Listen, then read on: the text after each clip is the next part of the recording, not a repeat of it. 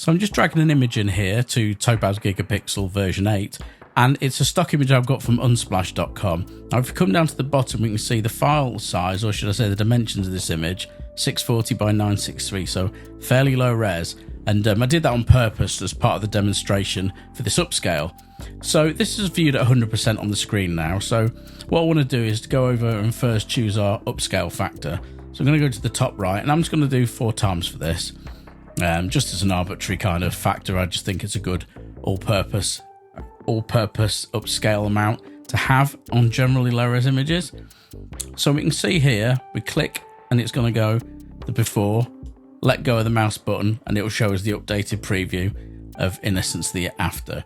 So what we're looking at doing now is we want to see which model is right for us. Now, it's bad to assume which model is going to be the best, unless you've done a ton of images the same, because it can surprise you quite often. So I like going on the A/B compare button here, and for an image like this, it's normally a toss-up between standard and high fidelity mode, but because it is so fairly low res to start with, I am going to throw in the low res model to that as well.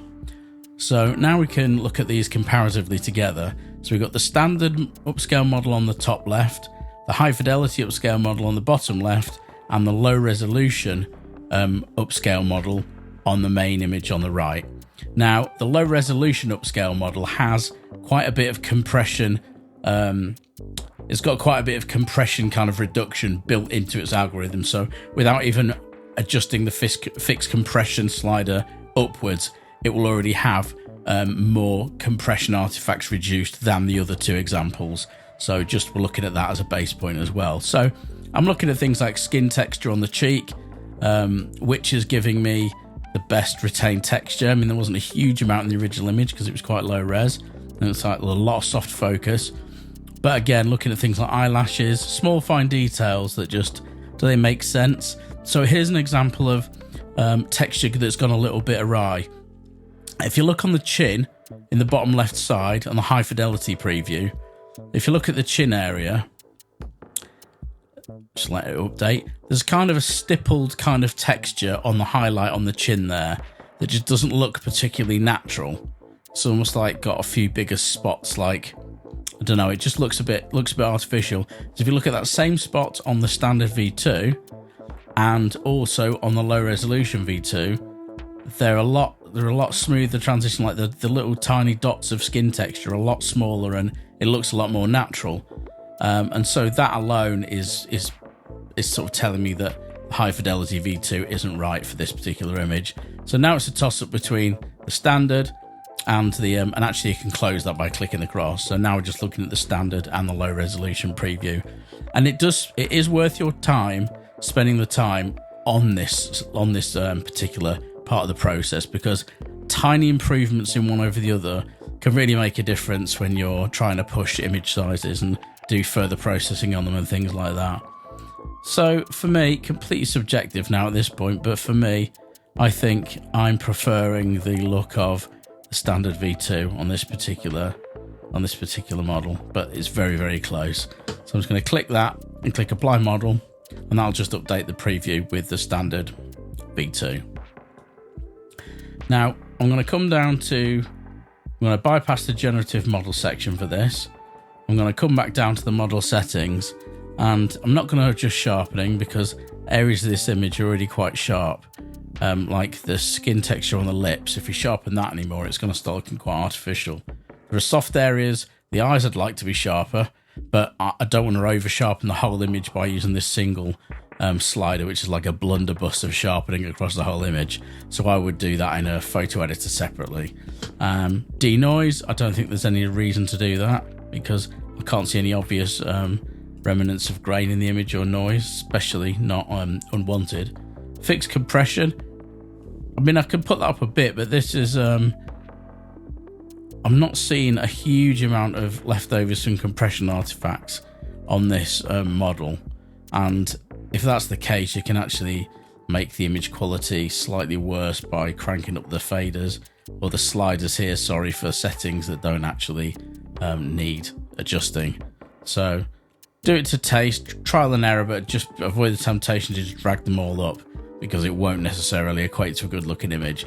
Now I'm going to export this. I'm going to bring it back up in Photopea so we can have a little comparison. And then we're going to add some grain, a little bit of grain back to the image, to kind of tie in some of the skin tone and the gradients. Okay, so we've got this image in Photopea. Now what we're looking at is the upscale and processed version in Topaz. And if I turn off that layer, underneath is the original low-res version of the image. They've just made the same size. So you can see that it's done a really good job of not only upscaling it and without losing quality, it's actually upscaled the image and in some places definitely improved quality in the texture, which is all that we want from a standard Topaz upscale. We want it to preserve what we've got and gently enhance areas as and when it can to just give us a bit more to work with, basically just some more pleasing pixels and textures and small amounts of detail. So what I like to do is add a noise layer, a grain layer onto upscaled images most of the time. And to do that, I'll just create a new layer. I'll press Shift and F5 to get to my fill dialog, shortcut there. I'm going to choose grey and I'll click OK. And then we'll go to soft light for the blending mode. And this is going to be on noise or our grain layer. And the reason I do it on a separate layer rather than straight into the image, so we can change the size of the noise and scale it to suit the image a bit better. So I'll show you what I mean. We'll go to filter, noise, add noise. I'm going to zoom in a little bit. I'm going to make it monochromatic because I don't want the colour in the noise. I just want the black and white noise. Now, the noise here is too small for the scale of the image. If this was like a slightly filmic effect or whatever, this noise is too small. That's why we did it on a separate layer. So for the moment, we're just looking at the amount or the intensity of the noise. If we push it up, obviously you can see it just goes crazy. So something relatively subtle. We can always knock it back with the adjustment layer. So I'm just going to leave it at 10%.